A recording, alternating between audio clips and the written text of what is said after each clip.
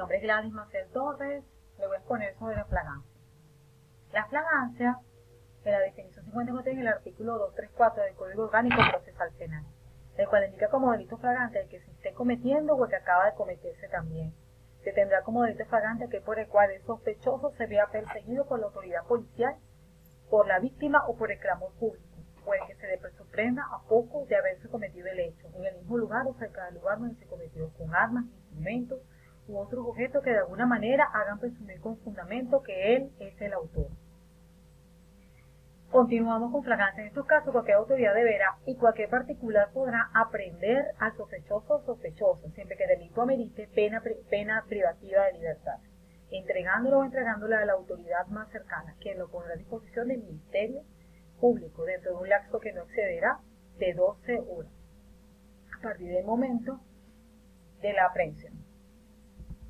Aquí tenemos un ejemplo. Se puede decir cuando el sujeto es sorprendido en el momento mismo que está robando mercancías en un almacén inmediatamente después.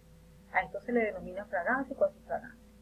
Es cuando una persona es detenida luego de haber ejecutado la conducta o delictiva, siempre y cuando el imputado se haya visto perseguido por la autoridad policial.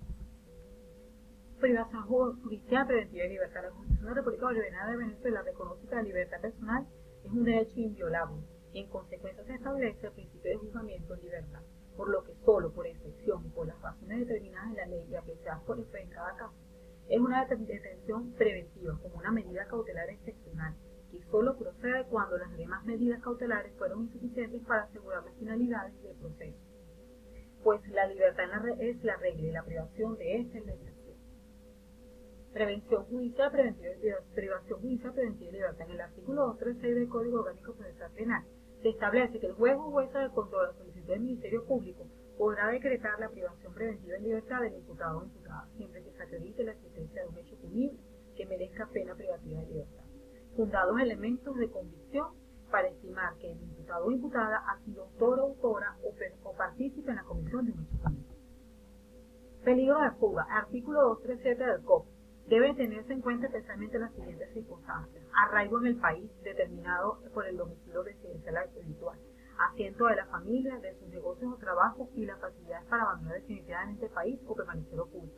La pena que puede llevarse a imponer en el caso, presumiéndose peligro de fuga en caso de hechos punibles, con penas privativas de libertad, cuyo término máximo sea igual o superior a 10 años. La magnitud del daño causado al comportamiento del imputado o imputada.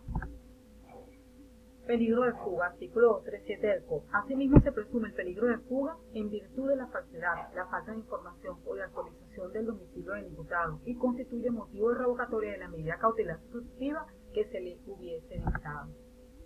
Peligro de obstaculización en la búsqueda de la verdad. Artículo 238 del COP. Para decidir acerca del peligro de obstaculización, para averiguar la verdad se tendrá en cuenta especialmente la grave sospecha que el imputado o imputada destruirá, modificará, ocultará o falsificará elementos de convicción. Influirá para que imputados o imputadas, testigos, víctimas, expertos o expertas, informen falsamente o se comporten de manera desleal o de reticencia.